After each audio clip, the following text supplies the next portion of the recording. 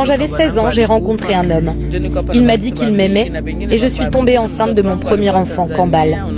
Mais il m'a quittée, peut-être qu'il n'était pas prêt. À 19 ans, j'ai rencontré mon mari, l'amour de ma vie. Ensemble, nous avons eu 52 enfants. Malheureusement, mon mari est décédé il y a 2 mois. Si vous étiez venu plus tôt, vous auriez pu le rencontrer. C'était l'homme le plus incroyable et le plus fort que j'ai jamais connu.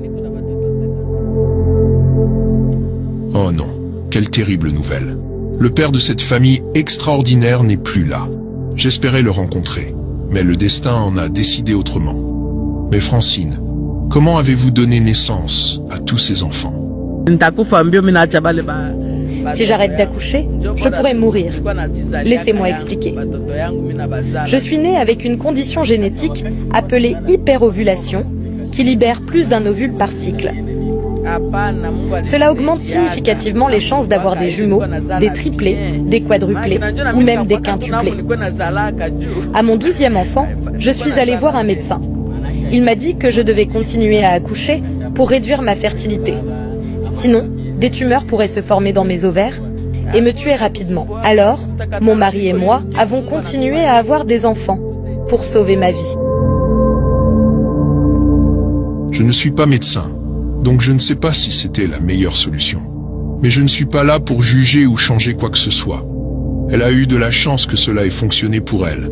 Mais sérieusement, 53 enfants à 50 ans, comment est-ce possible? J'ai donné naissance à mes 53 enfants en seulement 17 grossesses.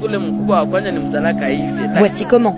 J'ai eu des quintuplés 2 fois, des quadruplés 3 fois, des triplés 4 fois, des jumeaux 5 fois et des naissances uniques 3 fois. Cela fait 53 enfants en 17 grossesses. Et grâce à Dieu, tous mes enfants sont encore en vie. Oh, maintenant, tout s'explique. Mais Francine, une femme en Ouganda, affirme être la femme la plus fertile du monde. Pensez-vous que quelqu'un ait plus d'enfants que vous? Vous savez, dans ce pays, il y a beaucoup de choses incroyables que le monde ne connaît pas. Peut-être à cause des guerres sans fin ici. Les journalistes internationaux ne viennent pas raconter nos histoires. Quand on parle du Congo, c'est à propos de la guerre ou des minerais. Personne ne se soucie de raconter des histoires comme la mienne. C'est pourquoi je suis restée inconnue si longtemps. Et honnêtement, je crois qu'il pourrait y avoir quelqu'un avec plus d'enfants que moi. Peut-être ici au Congo ou dans une région reculée du monde sans couverture médiatique. Francine a raison. Elle a répondu à ma question mieux que je ne l'aurais imaginé. Mais ma curiosité ne s'arrête pas là. Comment parvient-elle à payer les frais de scolarité pour tous ses enfants? Je remercie ce nouveau gouvernement pour l'éducation gratuite. Je ne vais pas vous mentir, c'était presque impossible de les envoyer à l'école avant. Mais maintenant, grâce à ce gouvernement, mes enfants étudient gratuitement. Je me bats juste pour fournir la nourriture, les médicaments et les vêtements. Mais les frais de scolarité, ce n'est plus un problème. C'est difficile à croire, mais je me tiens ici, face à la femme la plus fertile du monde, après toutes ces années. Chaque pas que je fais remet en question tout ce que je pensais savoir. Et maintenant, je veux savoir ce que ça fait d'avoir 52 frères et sœurs. J'ai donc demandé au fils aîné de Francine de partager ce qu'il ressent.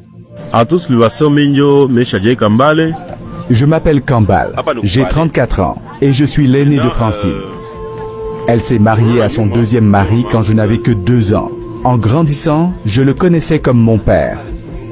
Il m'a bien élevé, c'était le meilleur père. Malheureusement, il est décédé il y a 2 mois.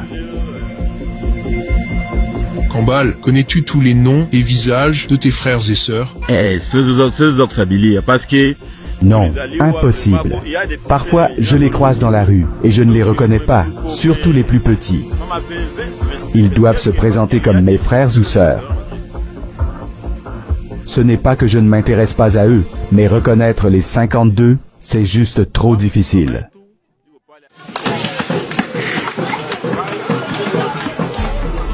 Vis-tu encore dans la maison de tes parents? Oui, personne, ciao. Non, je suis marié maintenant et j'ai 2 enfants.